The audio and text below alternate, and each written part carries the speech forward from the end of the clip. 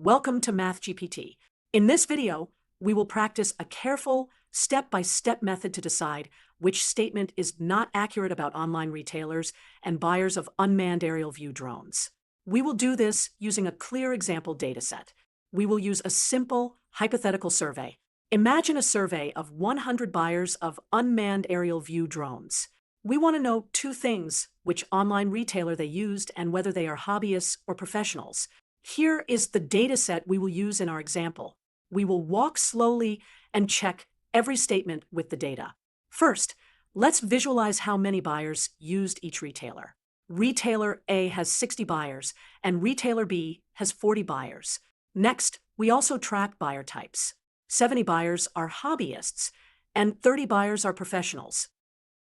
Now, we will check three statements. Our goal is to identify which statement is not accurate. We will read each one slowly and compare it to the data. Statement 1, most buyers used retailer. Statement 2, there are more professionals than hobbyists. Statement 3, retailer B has fewer buyers than retailer A. Let's test them one at a time. Statement 1 says, most buyers used retailer A. Let's check the retailer bars. Retailer A has 60 buyers and retailer B has 40 buyers. 60 out of 100 is 60%, which is more than half. So this statement is accurate. Statement 2 says, there are more professionals than hobbyists, but the chart shows 70 hobbyists and 30 professionals. 70 is greater than 30. That means hobbyists are more, not professionals. So statement 2 is not accurate. Statement 3 says, retailer B has fewer buyers than retailer A. We already saw that retailer B has 40 and retailer A has 60. 40 is less than 60, so statement 3 is accurate.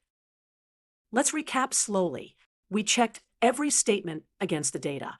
Statement 1 is accurate because 60 is more than half. Statement 2 is not accurate because professionals are fewer than hobbyists. Statement 3 is accurate because 40 is less than 60. So the statement that is not accurate is statement 2. The key lesson is simple. Always compare the statement to the data carefully. Do not guess. Read the numbers, then conclude. That is the method you can use for any similar question.